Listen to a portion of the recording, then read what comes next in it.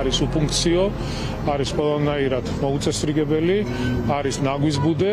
აღნიშნული სიმახინჯის დემონტაჟი უნდა განხორციელდეს და მის ადგილზე, სადაც იდგა შენობა ნაგებობა, იგივე მოცულობის ახალი პროექტი დაკეთება.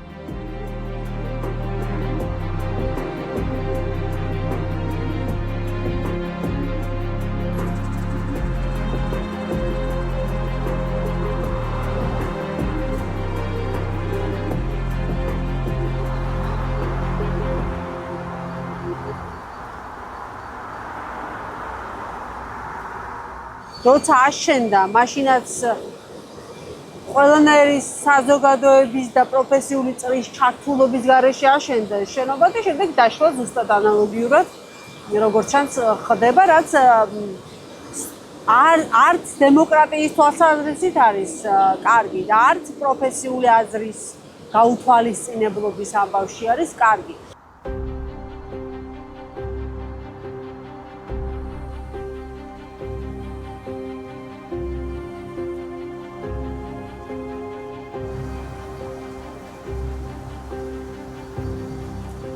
შედეგად მივიღეთ პრობლემა საერთაშორისო არქიტექტორთან და ძალიან ცნობილ არქიტექტორთან, რომელიც სხვათაშორის მე არ მიცოდი, რომ ჯერ კიდევ მაისში გამოუგზავნია მას წერილი და თვითონ თავაზობდა რაღაც ალტერნატიულ გამოსავალს.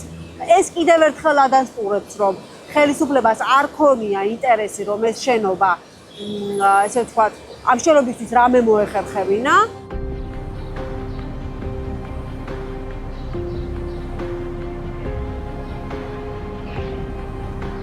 აბსოლუტურად არ გამოვიცხავ, რომ ეს არის ეს რაღაცა პოლიტიკური თამაშების, თუმცა აი ამ პოლიტიკურ თამაშებში სხვა რამე უარესი კეთდება. დავივიწყოთ, ვისი აშენებულია. პარკია 15000 კვადრატული და ის გაიყიდა. რაც უფრო მარტივად არის საქმე. კარგი ფულის გასაკეთებელი მიწა იყო და რატომ არ უნდა გამოეყენებინათ ეს საშუალება?